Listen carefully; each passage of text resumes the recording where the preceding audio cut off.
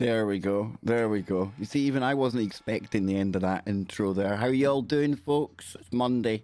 Means it's another week of live shows right here on KBS. Yes, indeed. And I've got something really cool for us to go over today. Something really cool for us to take a look at. But is everything as it seems? No. It never is, folks. It's never that simple. But before we get there, let me come into the chat room. I see Connie. I see Lewis. Nacy. Nacy will be joining me one day soon for one of our pre-show streams. He's going to be coming in here, kicking back and chillaxing. We've got Donnie, Polynation, Rick, the Wookiee. Who else is kicking about in here? Thor, John, Donnie, Sid. Now, you see, this is it. I was leaving the top messages till last because somebody called B. Baker was first in the chat room today. Great name. And then Sidvich was in the chat room after that. And you see, we have got a very, very knowledgeable audience here on KBS. And especially when it comes to the subject of UFOs. Well, over the weekend, I was keeping my eye very optimistically on a story I first seen breaking in one of my least favourite red top tabloid newspapers in the UK. And it was all about how the Pentagon had finally admitted everything that we thought we already knew. That they had UFO debris. Not only that, they were starting to talk about it. I was keeping my eye on it and I'm thinking, do I stream now? Do we do the deep dive into this? But something held me off. Joined up with Travis last night before Warrior Mode. I was showing Travis the article and we were looking at it going, this is very, very interesting. Why now? What's going on here? But we decided not to bring it up on the show, despite the fact that Stan Gordon was talking about UFOs, mini UFOs, and all the perfect kind of material where it would have been easy for us to segue over into the Pentagon admitting that they've got UFO debris, right? Right? Well, I'm glad we didn't. I'm glad we didn't. And as our first two people in the chat room have pointed out today, this story that we're about to look at, it is incendiary. Yes, it is. It's very, very explosive indeed. And it's got the potential to do more damage to the ufology movement than actually do any good. So, what on earth's name am I rambling about? I've just gone straight into it today, folks. No messing. We're going to cut to the chase. I'm going to talk you through how I came across things. And then I'm going to tell you why we don't need to get too excited about all of these really sensational headlines that are going around right now. Okay? So, this is where it started for me. 13th of February, Saturday, day before Valentine's Day. I get my first inkling that something's going on. Stunning admission. Pentagon admits it's been testing the wreckage from UFO crashes and findings may, quotes, change our lives forever. Well, at that point, it definitely had my attention, apart from the fact it was the sun. And I get this as the US sun, but it's the sun all the same, okay? I'm not going to read all of this. I'm just going to give you a couple of paragraphs and then take you to the article that is at the center of what should probably be described as a controversy now. But we'll get to that in a moment. It says here, the Pentagon has admitted to holding and testing wreckage from UFO crashes in a bombshell Freedom of Information letter shared with The Sun. Now, researcher Anthony Bragalia, and apologies, Anthony, if I pronounce your name wrong, wrote to the Defense Intelligence Agency requesting details of all UFO materials, which they hold, and results of any tests that had been carried out on it. So it goes on to say, he wrote, this could include physical debris recovered by personnel of the Department of Defense as residue, flotsam, shot-off material, or crashed material from UAPs. Now, UAPs, that's the modern vernacular. That's the language you have to use when you're approaching government in America with these Freedom of Information requests because that's the language they use to describe what we call UFOs. So it says, in response, shared with the Sun, the DIA released 154 pages of test results that include reports on mysterious memory metal called nitinol, which remembers its original shape when folded. Now that sounds like something straight out of Roswell, right? Not straight out of Compton, but straight out of Roswell. So let's now head on over and take a look at this article. And it's Anthony Bragalia's blog. Now, this is a story that myself and Travis, almost forgot his name there, were looking at last night. And just before we hooked up with Bill and Derek, and Derek's actually going to be my special guest on the Kev Baker Show later today. We're going to be talking about his broadcasting career. We're also going to be talking about energies. We're going to be talking about UFOs. We're going to be talking about cryptids. And it's going to be the perfect follow-on show from this. So please join me for that. But getting back to this image here right away, it's something I've seen before many times when we're dealing with articles relating to, in recent times, metamaterials. There was a lot of talk about the To the Stars Academy and ATIP and metamaterials, and I'd seen this picture floating about. But, that being said, let me cut to the chase, and I'm not going to waffle all the way through this article, because there are a couple of people out there that I kind of tell people to check out when it comes to all things UFO related. Richard Dolan is one of them. He's somebody that I follow. Now, just because I follow them, it doesn't mean that they're always going to be 100% right. And it doesn't mean that you have to follow them, okay? But in my experience, he's been pretty much on it. He's been reliable over the years. And somebody else who I have spoke to on one occasion, very lucky to have spoken to, John Greenwald Jr. of the Black Vault. Now, John Greenwald Jr., he has been talking about all of the hype around the Pentagon admitting that it has UFO debris. Or has it admitted that? Well, John has put out a video, and I know our audience are very aware of that. They're well ahead of the curve here. B. Baker, I'm going to read his comments now. This is the first comment in the chat room today. This shows you the level of audience we have when it comes to this kind of woo. Actually, the Pentagon didn't admit that they have UFO debris. Watch John Greenwald's video on this sometime in the last week. He covers the Pentagon, responded that way, and it was based on the question. So, that's what we're going to do. We're going to take B. Baker's advice, and we're going to head on over here, and we're going to listen to just 1 minute of John's half-hour video. I hope, John, you don't strike me for this. It's fair use. It's to add to the already the commentary I'm giving this story. And I think John, he explains it best in this little sound clip that we're about to listen to here.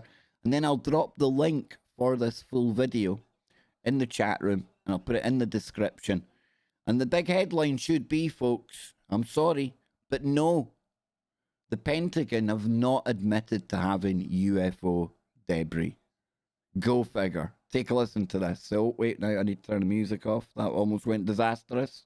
This is an article, a blog that had appeared, and this is kind of the root of this story. This is, if you have been seeing this story, this is what you're confronted with. Anthony Bragalia, and I apologize if I have that pronounced incorrectly, has this blog, has been writing for a long time from what I understand, and ran this headline here in the last day or so. Pentagon admits it has UFO debris, releases test results. And man, that sounds really cool, right? So I'm sure you're probably like the majority of us, me included, click on it and go, what the heck is this about? I haven't seen any Pentagon statements. Not that I... And that's exactly what I had done when I'd seen the headline getting shared around on social media. I'm thinking the Pentagon's finally admitted it. And you know, there was a part of me that thought, this could be something. And I only say that because we're in this 180-day kind of window of time leading up to the Pentagon releasing something, the declassified somethings about advanced or unidentified advanced aerial phenomenon, UAPs, UFOs. So that had me thinking, well, maybe it is. Maybe this is the continuation of the drip, drip, drip towards disclosure. But no, I should have known better. I'm always made aware of them, but my point is, if the Pentagon were to admit that they had UFO debris, my guess is I'd probably see it on a major media outlet very, very quickly. So now, this was on the 10th of February. This was on the 10th. So, as you can tell, John was right. This has made it to the mainstream. So we'll go back, we'll listen to a bit more of what John's saying here. We'll drop the link to his video in the description. Give me 2 seconds. There we are there. And please, folks, urge you all to check this out now. John doesn't usually speak this fast. I've got him speeded up a little just so we can hopefully try and avoid any copyright. I started reading through this and realized not only is, well, the majority of it entirely inaccurate, the root of it is a FOIA request, right up my alley. I love stuff like that. Yet it is wildly misinterpreted. And that then paves the way for this inaccurate headline. And now it is starting to gain traction. And I think that this kind of stuff needs to be addressed. Now, I do want to dissect. You see, this is what over the years has really knocked the life out of me when it comes to ufology. All of these false dawns, all of these really clickbaity titles, and yes, I done the clickbaity title today to kind of entice people into this stream. It's the world we live in now, folks. Now, the question is, did this gentleman here, what was his name again? Anthony Bragalia. Now, did he knowingly lie and put things out to mislead people? Well, no, I don't think he deliberately done that. And if you watch the full video from John Greenwald, he goes on to explain what exactly it was that was released. And it was these things called Defense Intelligence Reference Documents. There's stuff about metallic glasses. And it says status and prospects for aerospace applications. Something called biomaterials. Materials for advanced aerospace platforms. That sounds really juicy, doesn't it? Metallic spintronics. And metamaterials for aerospace applications. And John Greenwald says that this is actually really significant that we've got our hands on these documents now. Because they've always been known about. They've always known about these documents. However, this is the first time that the Pentagon's actually released them. And John makes a point of talking about the letter which was received back from, let's see if I can find it here now. This might be it. Let me open this up. Yeah, so this is the letter from the Defense Intelligence Agency that comes back to Anthony Bragalia, okay? I'm only going to read this first bit here. It says, this responds to your Freedom of Information Act request dated December 27th, 2017 that you submitted to the Defense Intelligence Agency for information concerning requesting all information on test results from UAP material from Bigelow Aerospace. I apologize for the delay in responding to your request, and DIA continues its efforts to eliminate the large backlog of pending FOI. Wait, what? Oh, who's that? Thor Heathen, thank you. What a beard that is, brother. Look at that beard. Thor Heathen in the house. We like it. So it says here, the DIA continues its efforts to eliminate the large backlog of pending FOIA requests. Now, in order to properly respond, it was necessary to consult with another office within the agencies. And a search of the DIA's system of records located 5 documents responsive to your request. Let's stop there. Now, John explains this really, really well in his video, but again, I urge you to check out the full video that John put together. He's the expert, if there is such a thing, on these matters. And I say that because he's been putting in Freedom of Information requests since he was 14 or 15 years old. That's how long he's been doing this, folks. He knows what he's looking at, and he knows the language that's used as well. And he says that this here, although it sounds really juicy, and this makes it sound like they've actually found 5 documents relating to UAPs, he says this bit here is it's actually pretty generic. And he thinks, and I agree, I tend to agree, if this was addressed to me and I read this, I would think that this here, when it says that they found 5 documents, I would think that they meant they had found 5 documents relating to UFO material. But it turns out these meta materials and all the other good stuff we had a look at a moment ago, over here, these have been known about. These are projects that have been ongoing. Yes, they're working on research and development stuff. Is this the smoking gun that we've been waiting for? That's the main question. That should be the main question we're all asking. No, it's not the smoking gun. It's not. It's interesting. It's very interesting in its own right. The fact that we did get these documents, like John says. But is it that aha moment? Is it taking us any closer to the disclosure that we all talk about and speculate about? I don't think so. I really don't think so.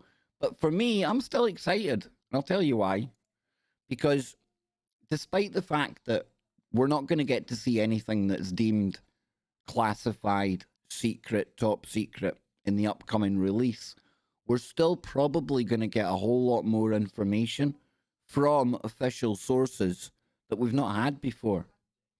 We may get more sightings that have taken place on Navy ships. Maybe it's going to be more pilot videos. Maybe we'll see more of that stuff. But the point being, don't let, if you're into ufology, okay, I know how disheartening it can be when these great stories come along from time to time, and they always do.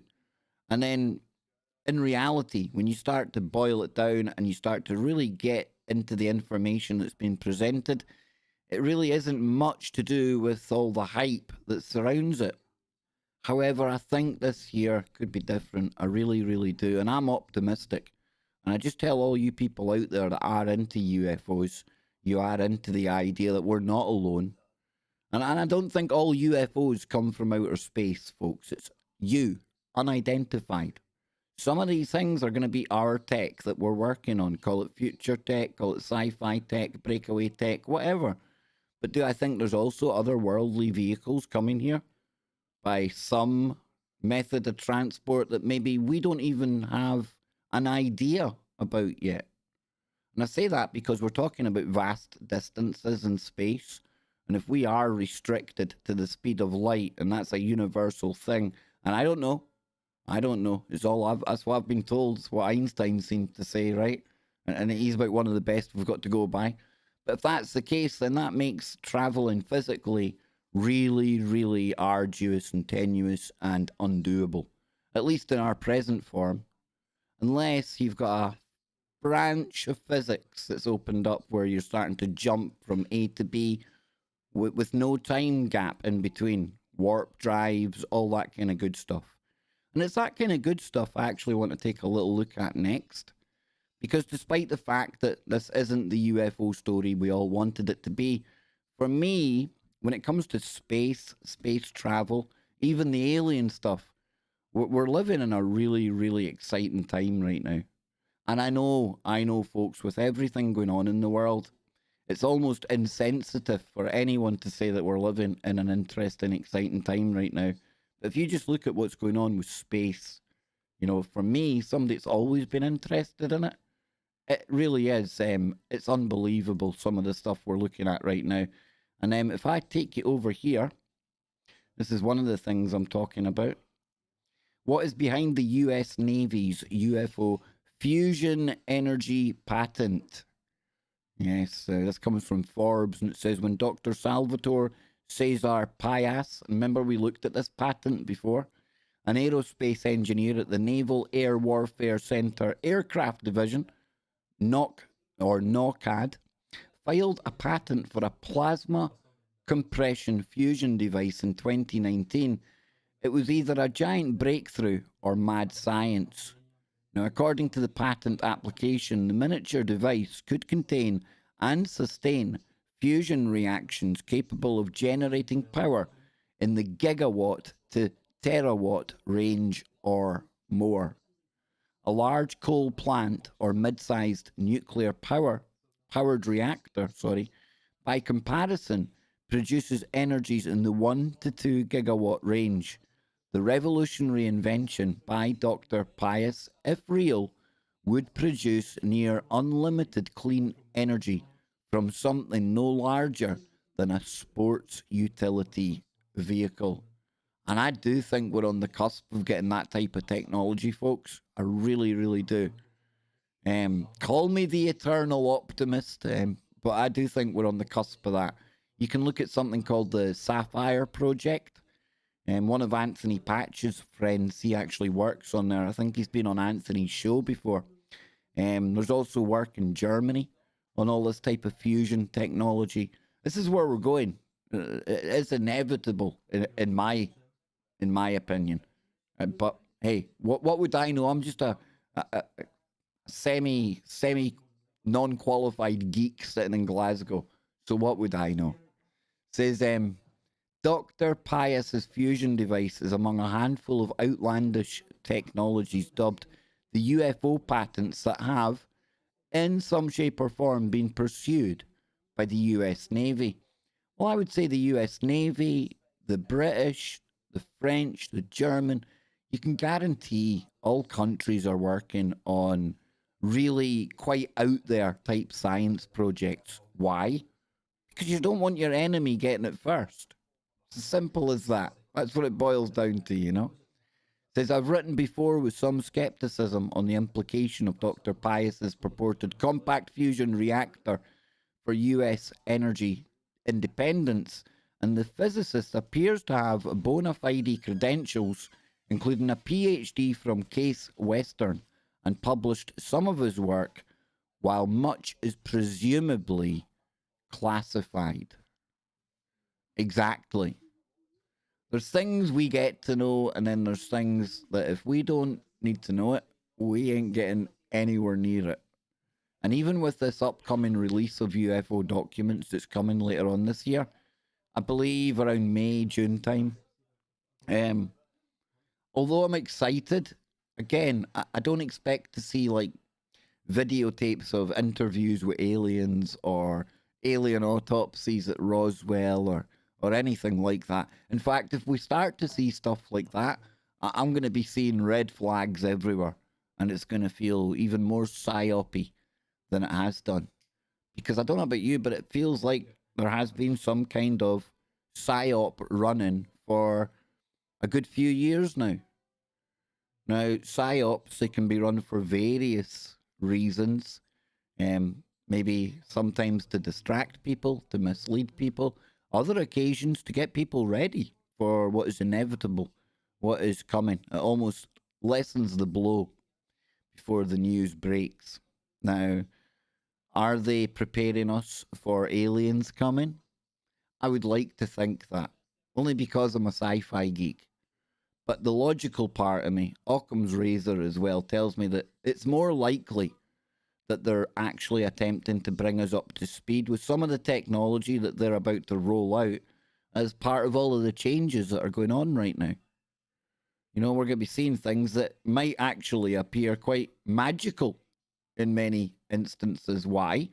Because it's going to be technology so far removed from what we've been used to in our paradigm that it will appear as magic. Wasn't it Arthur C. Clarke that said that?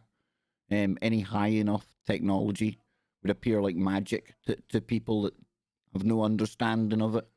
If you went back to the Roman times with a laptop loaded with videos and a whole heap of stuff, I'm pretty sure they would be considering you some kind of magician when you crack that open and start showing them what's going on. Notice I didn't.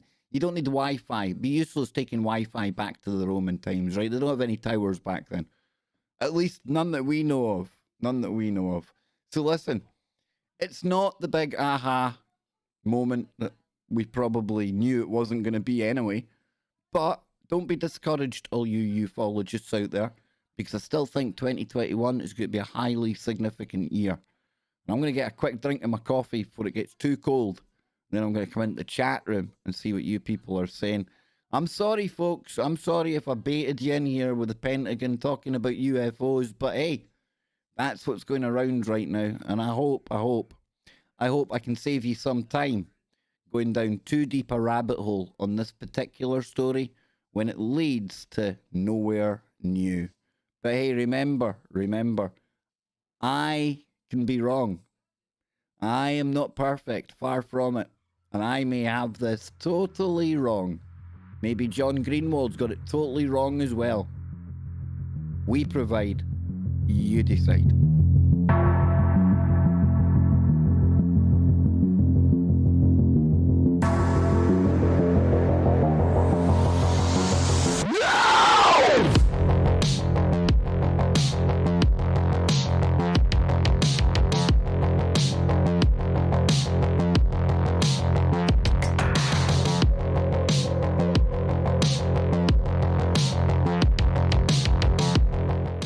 Ladies and gents, go and follow Armand. Armand does dog grooming on YouTube.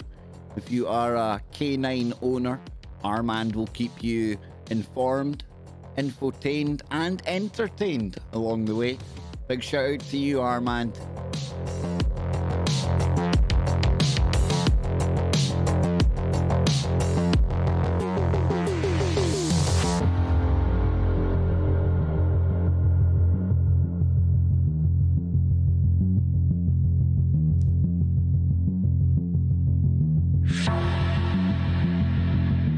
Yes, Jason. Don't worry about it. I almost dropped my coffee as well.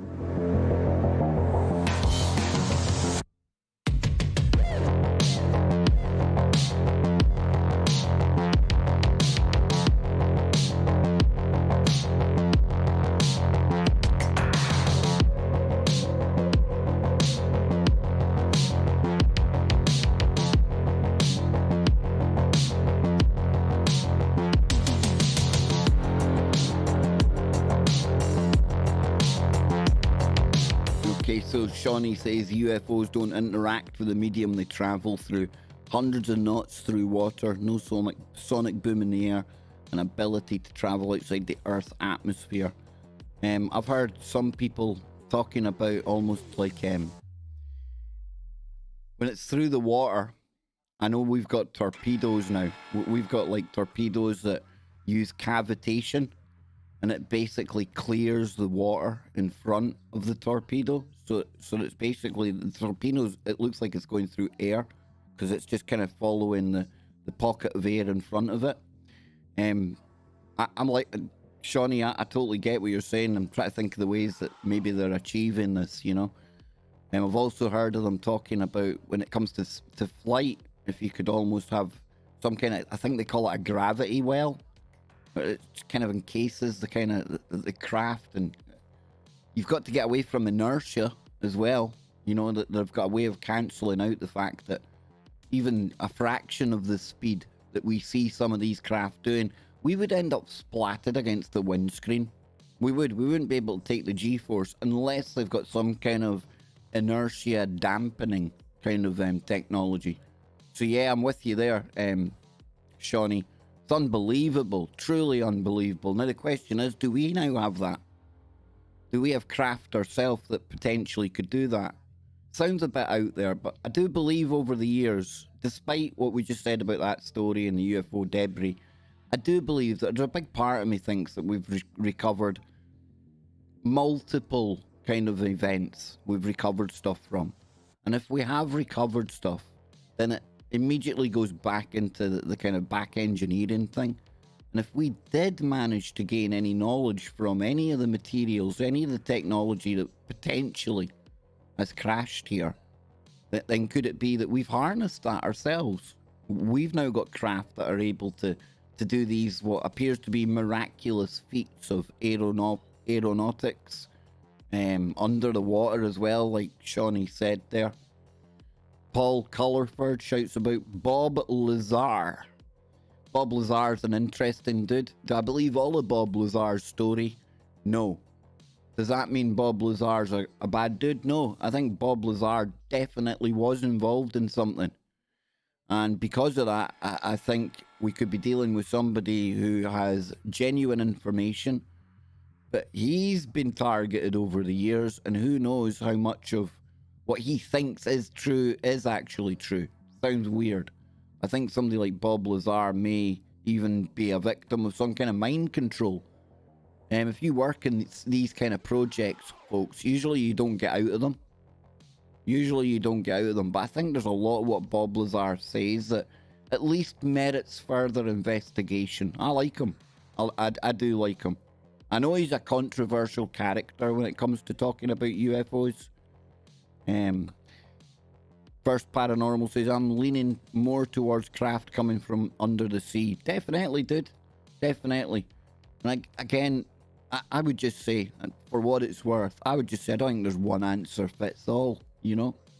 If they're under the sea, who knows? It's going to sound bizarre, right? But if the Earth is as cavernous down there in some places as we think, are they flying around down there?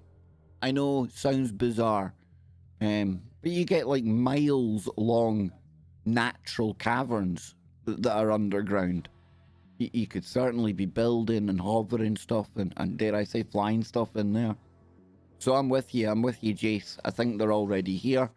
I think the water, it'd be the perfect place to hide, right? Wouldn't it? I mean, how much of the planet's covered in water? And really, how much do we know about the bottom of the ocean? Probably know more about the surface of Mars than we do the bottom of the ocean. So yeah, I'm with you there, dude. Kevin, I want that bumper music to put words to. Nay, I'll send you it right now. I'm sending you it right now, brother, over on Disco. There you go. It's called Danger Snow. Danger Snow. Yellow snow is danger snow. They do have underwater bases. I've heard that, Lewis. I have heard that. Proving it. That's a tougher one, but I do think they do. I'm with you there, man. We've got the Jungle Hip J, Gary McKinnon. Oh, Gary McKinnon. Now there for me is a smoking gun, ladies and gentlemen. And no, it's not just because he's a fellow Scotsman. No, it's not. Listen, I'm going to dig something. I'm going to dig him up here, okay? Because it's been a while. It's been a while, and I know that there's always new people coming to the party. Maybe you haven't heard of Gary McKinnon before.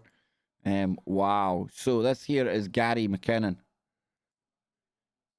Bear in mind, folks, the US government wanted to throw this guy into, like, Supermax for 80 years. Okay, keep that in mind. What on earth is that all about? When in the end of the day, Gary McKinnon is a Scottish system administrator and hacker.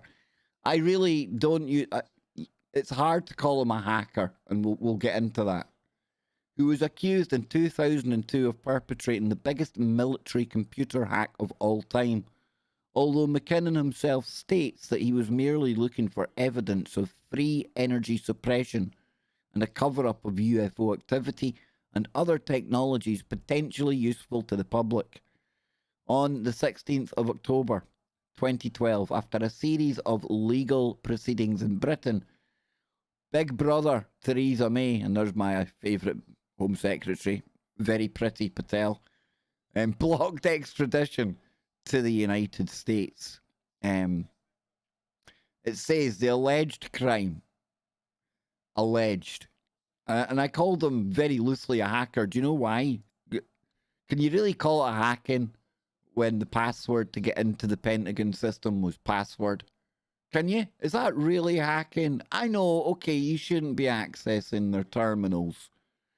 But the biggest superpower on the planet at the time, you know, leading the charge, just about to go into the war of terror and things, you would think they would have a bit more security on their system.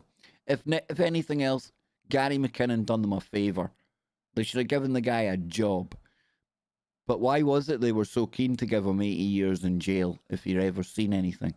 Or if there was nothing of any interest? I wonder. So it says McKinnon was accused of hacking into 97 United States military and NASA computers over a 13-month period between 2001 and 2002 at a house of his girlfriend's aunt in London using the name Solo.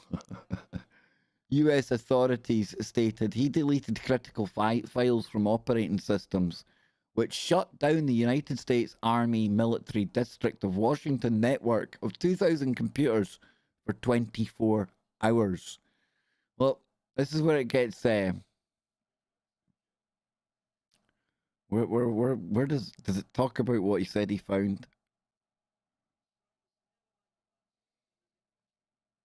It doesn't.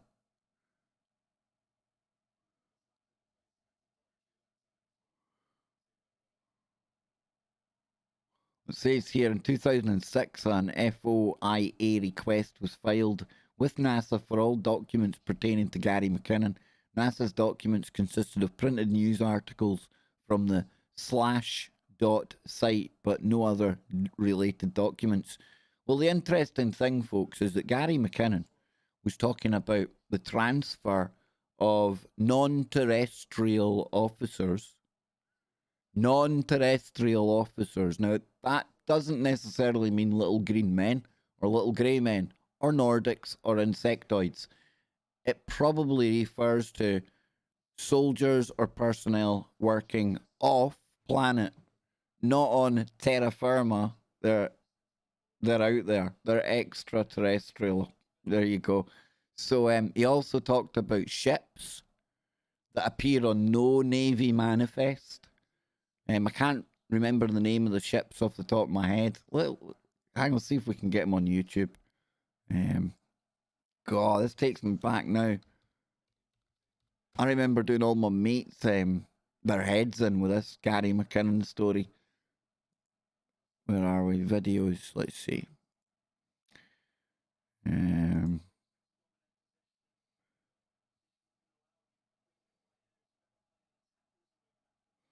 We've still been talking. I'll need to get him on. I'll need to get him on the show. I'm going to try and get him on.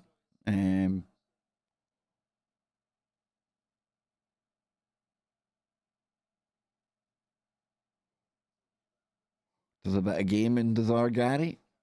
I thought there might be something.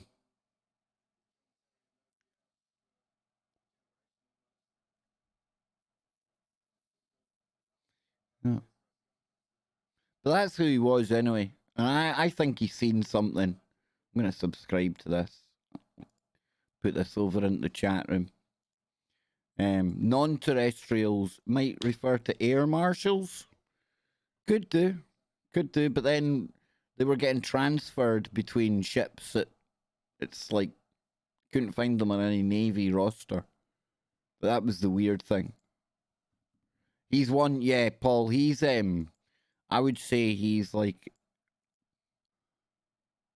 oh, it sounds really derogatory, but it's not. It's actually complimentary. But like Rain Man, somebody that's really, he's on the autistic scale. I think he's got Asperger's, if my memory serves me correctly. And hey, listen, my brother's got that, so it's not something that I take very lightly. But Gary is definitely somebody who's he thinks higher level than most your average person. Definitely. Probably ahead of the computing curve as well back in the early 2000s doing the kind of things that he was doing. So yeah, great guy. Yep, jungle hip. I think he proved it as well. If there was if somebody said to me, okay, Kev, go and get me your most compelling piece of evidence or most interesting story relating to the UFOs that we can look into and we think there might be something there, I think I'd be hard pressed to find anyone outside of Gary McKinnon, because really there's so many unanswered questions there. And again, why was it that the US government were so pissed? Yeah, okay, let's just say he crashed the computer system. 80 years? I mean, that's what they were literally threatening this guy with, you know? To me, that seems really, really harsh. It seems almost as if there's things we don't know about. And I've always wondered, anytime I think about Gary McKinnon, it's great the stuff we know. But I think he actually kept some stuff back. I think he might have seen more than what he actually lets on. And I think it might only be because he never told the full story that he's still out and not in jail today. Let me try and clear that up a bit. I think he told us so much. I think there was other stuff that he's seen that he held back. And I think that's probably where the disparity comes in between what he is alleged to have done and this 80-year sentence that would have seen him dying in a Supermax over in America. I think there's information that the Americans knew fine well that Gary got his hands on. But Gary never spoke about it. And you got to cast your mind back to a far simpler time, right? I remember Gary talking about printing out a picture. And it was back when it was like the dot matrix printers. And you're talking about printing a line at a time coming through a 56K modem. You remember those days? Remember what that was like, folks, on dial-up AOL and all that crap connection times? Yeah, so he never did get the full picture if memory serves me correctly. If it serves me correctly. And I'm going to have another little check. Hang on. See. Well, a little check over here. CNN. Would they? We'll speed it up a bit. Hang on then. Let me get some volume. That'd be a hand. That'd be helpful. Speed it up. Let's try another little trick. You'll like this one, folks. Transform. Flip. Horizontal.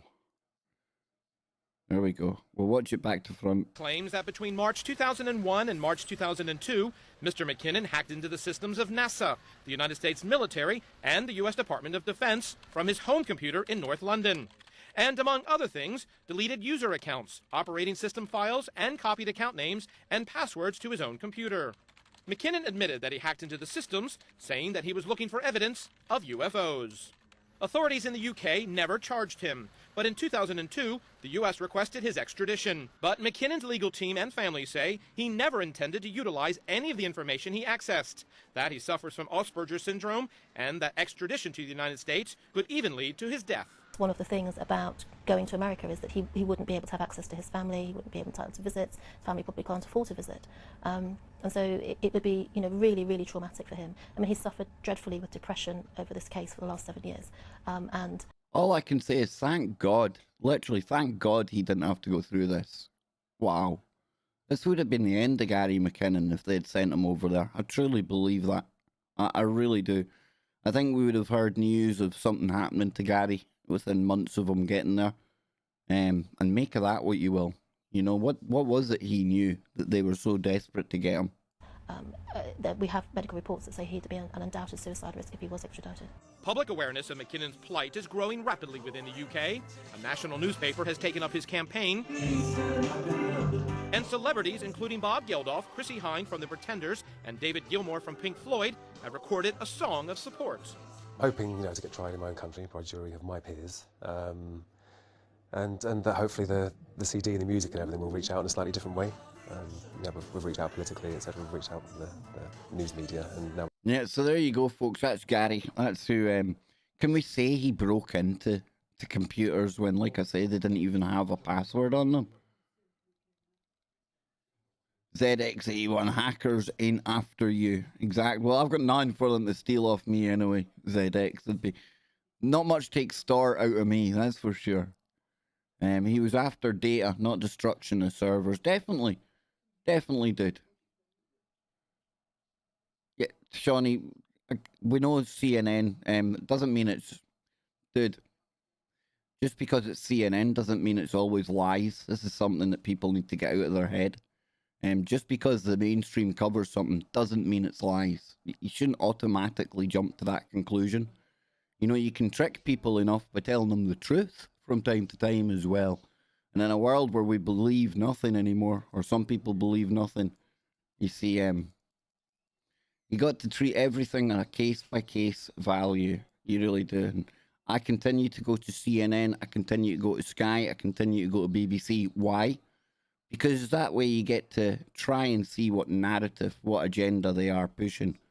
And from time to time, you get news reports about Gary McKinnon and stuff that you can use as a reference point. So yeah, I know they're the bad guys. I know, but they serve a purpose from time to time, Shawnee. So that's why I'll keep going back to them now and again when they've got something relevant for the woo. Only if it's relevant to the woo, though. That's the only time. The only time. But they still do. That's something that I used to think big time. I went through years of not watching, turning off, like really reacting badly if I heard mainstream news. But you got to really pick and choose. You've got to use your discernment on every single story. Same as anything, you know, and multiple data points to back things up. That CNN report there, as an example, I'm sure Jingle, and whatever his name was that brought up Gary, he would agree that, you know, it pretty much talked fairly about Gary's case there. And that's what I mean. From time to time, we can use them. Shawnee, love you, brother. Totally. You see, I love this. I know I can speak to the audience in here without the audience thinking I'm having a go, because it's not having a go, it's us talking. It's the way we would talking if we were in a room. I go to some streams and the audience, they get really sensitive if somebody says something, and I just want to thank all of you people out there, because look at the start of the stream today. I mean, you people coming in, you bring information to the stream that then gets integrated into the stream, because sometimes you have been looking at the topics more than I have. So it's a very symbiotic relationship. I like it. I try to keep yous right. You lot definitely tried to keep me right. But in the end of the day, folks, we're still flying half blind, didn't we? Didn't we? Because that's the one thing I can tell you for sure. There's only one thing I know, and that is that we don't know. And that's the only constant that there is in this damn universe. The best of times, we just don't know. I'll be back in a moment, folks. Don't go anywhere.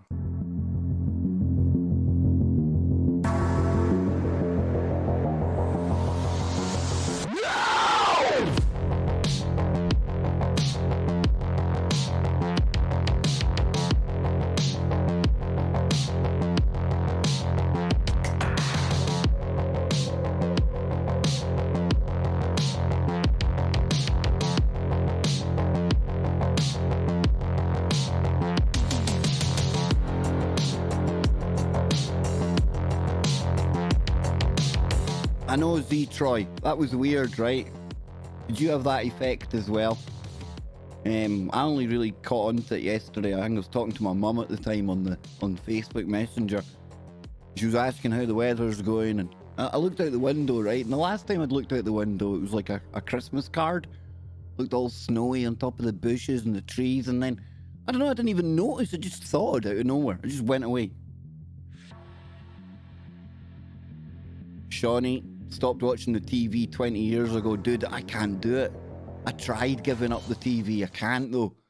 I'm too bloody addicted to these, like, series and weird shows and documentaries, and I just can't do it, brother. Definitely can't do it. It's definitely an addiction. Definitely. Definitely. There's so many more productive things I could be doing anytime I find myself sitting watching the TV. It really is, and that's how I know it's definitely an addiction. Definitely. But it's my escapism as well, right? Because there's a whole heap of crap happening out there in the world, and sometimes it's okay just to unplug and escape. It's okay. But I tell you what, Shawnee, I wish I could do what you done. I really do. I tried to get myself off it, but even when you're off it, I end up on the computer, and you're still consuming information. It's all propaganda in the end of the day. It's all information designed to make you think one way or another, right? Whether it's the TV, the radio, books, me, anything out there. It's everywhere. What do we do about it? What do we do? Ban the TV, I'm telling you. Get rid of them.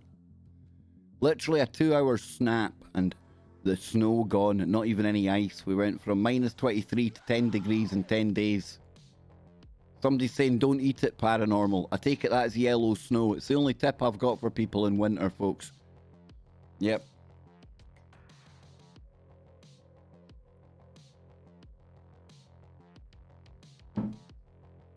A good joke though. What's blue and hangs out your pajamas in the winter? Your granny.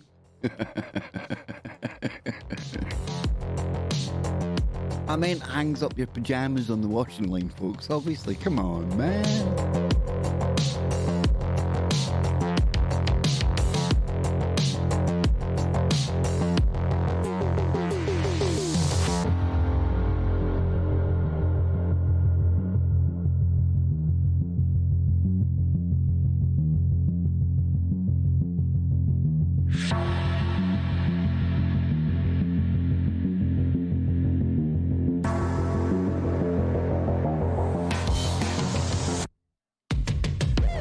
Trust you to get that, Z Troy. Trust you to get that. Trust you.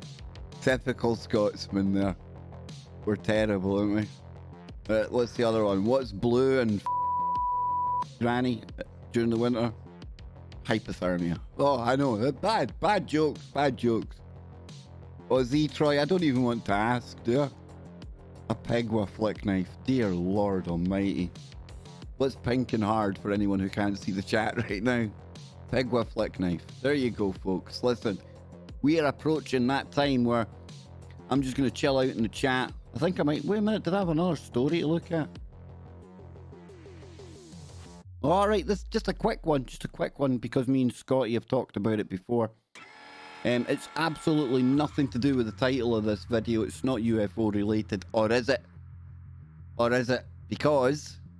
more of these pesky Siberian sinkholes are opening up. Alright, I better turn that back to front. I look like I'm communicating to people in a foreign tongue right now. Hang on. You know, I laugh because I think that probably, in my mind, if I flip it back to front, it'll get us through the content match on YouTube. Who am I trying to kid? Who am I trying to kid? You know that algorithm, it knows to look for little tricks like that. So hopefully we won't get struck by CNN. And Shawnee, I tell you what, brother, I tell you what, if I do, then I take my hat off to you. You were absolutely right. We should never go near them ever again. Exactly. Why do dogs do that? Because they can. Yes, indeed. If men could do that, you would never get them out the house. I'm just saying. I'm just saying. Antarctica. Antarctica, said Kid Zorro. Wow. 34 minutes before my show starts. How can I possibly even venture into the realms of Antarctica? Well, I can, because look at this. Now, not touching anything, not typing anything. I'm just going to flick right to the next screen I've got set up on Streamlabs, okay? Call it synchronicity, but this is the story we'll end up on today. Scientists make surprise Antarctic life discovery. So it might not be the alien life or the Antarctica story that Kid Zorro is looking for, but it's a synchronicity, because I did have this pulled up for today. It says here, a recent ice boring operation has revealed the discovery of organisms living deep beneath the ice shelf. During a recent expedition, scientists with the British Antarctic Survey drilled 900 meters down through the Filchner Rhone ice shelf and lowered a camera down the hole to take a look around. To their astonishment, they discovered a hidden ecosystem of sponges and other unidentified aquatic life forms living on the underside of a large boulder in the freezing, pitch black depths. It's the first time that immobile organisms such as these have ever been observed underneath the Antarctic ice shelf, and their presence has left scientists scratching their heads. There's all sorts of reasons that they shouldn't be there, said researcher Hugh Griffiths. Chief among there is the fact that these appear to be filter feeders which typically eat nutrients that fall down from above. Deep beneath the ice, however, it's unclear where the food source is coming from. What lies beneath the ice in Antarctica, folks?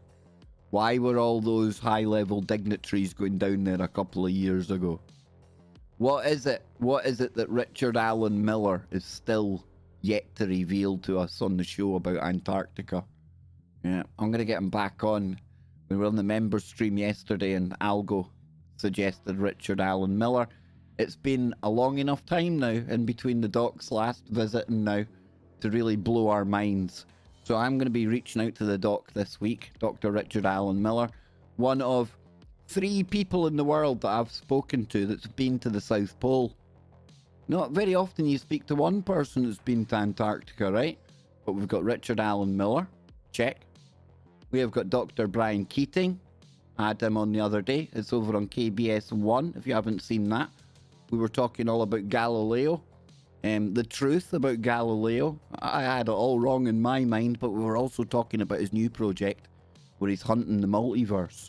And the third person I know that's been to Antarctica is Brad Olson.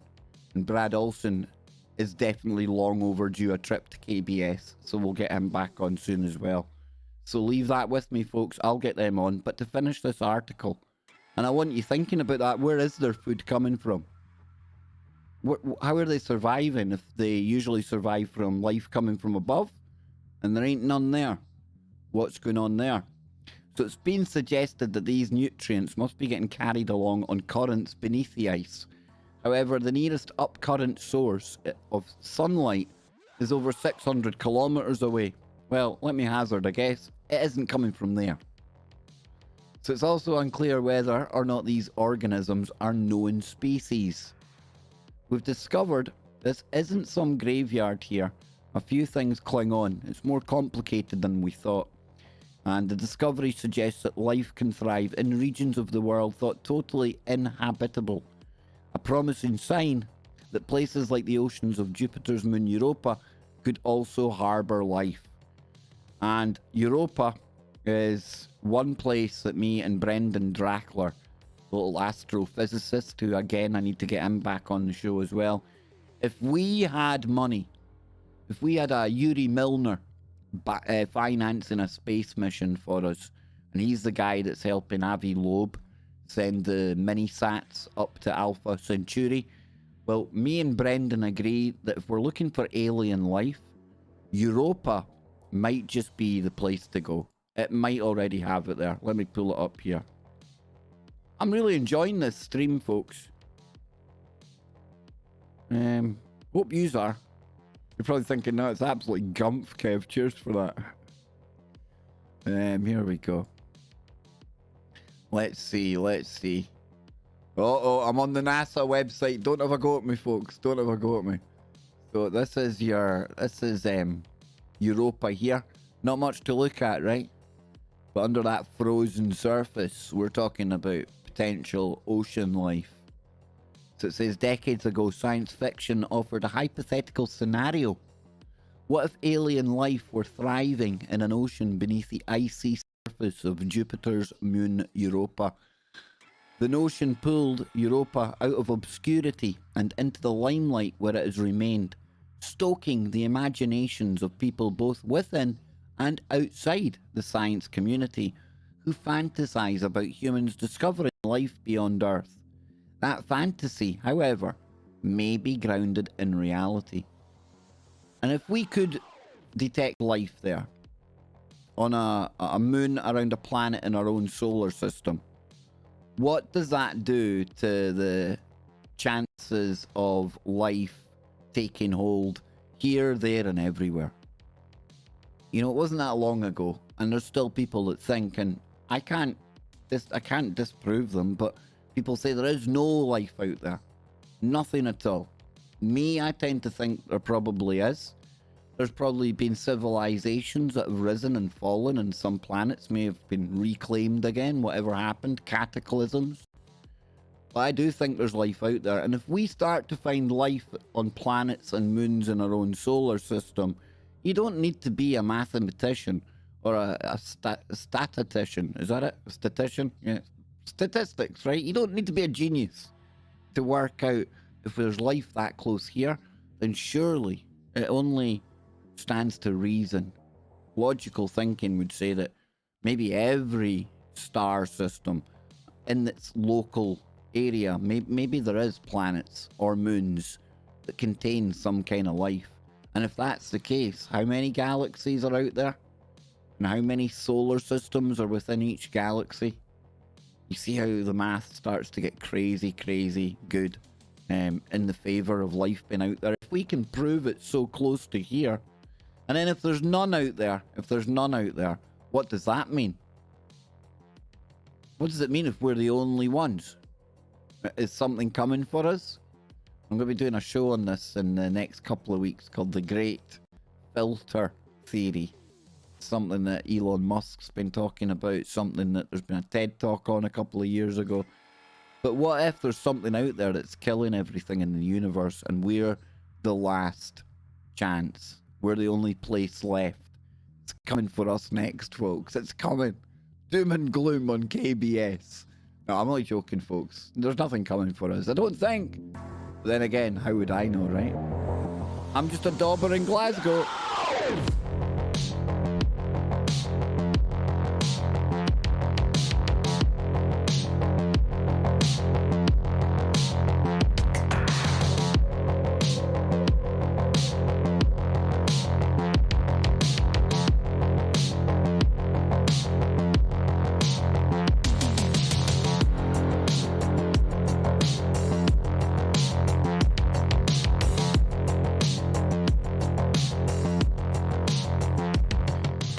NASA says, did they drill straight down or horizontally at an angle? I don't know, but the one thing I was able to confirm from my source, Deep Freezer, that's what I call my source in Antarctica, hashtag Deep Freezer, told me that NASA, he promised me, he assured me, NASA, it was way beyond the tip. Way beyond the tip, brother. Oh, I'm telling you. He didn't mention the angle of the dangle, but it was definitely beyond the tip.